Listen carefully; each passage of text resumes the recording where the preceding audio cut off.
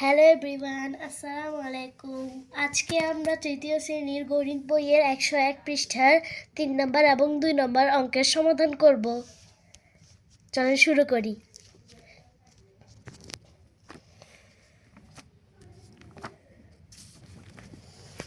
প্রথমে আমরা প্রশ্ন পড়ি।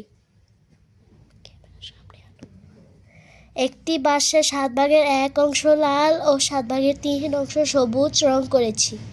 মোট কত অংশ রং করেছি? এটার উত্তর হলো, লাল রং করেছি 7/1 অংশ, সবুজ রং করেছি 7/3 অংশ, মোট রং করেছি 7/1 যোগ 7/3 অংশ। সমান সমান একটা লম্বা দাগ দিয়ে আমরা নিচে দেব 7, উপরে দেব 1 যোগ 3, কারণ এখানে 1 আর 3 আছে, এজন্য এখানে দেবে 1 যোগ 3 অংশ। নিচে দেব সমান সমান। এখন আমরা এই দুটাকে যোগ করব। একটা লম্বা দাগ দিয়ে নিচে দেব 7 আর দেব 1 যোগ 3 হয় 4। তা উত্তর 7/4 অংশ। এখানে উত্তর দিয়ে দেব আমরা 7/4 অংশ।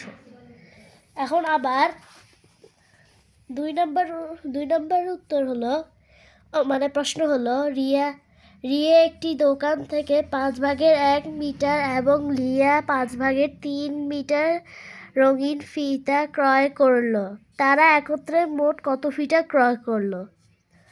এটার উত্তর হবে, রিয়া ক্রয় করে 5/1 মিটার, লিয়া ক্রয় করে 5/3 মিটার, মোট ক্রয় করে 5/1 যোগ 5/3 মিটার।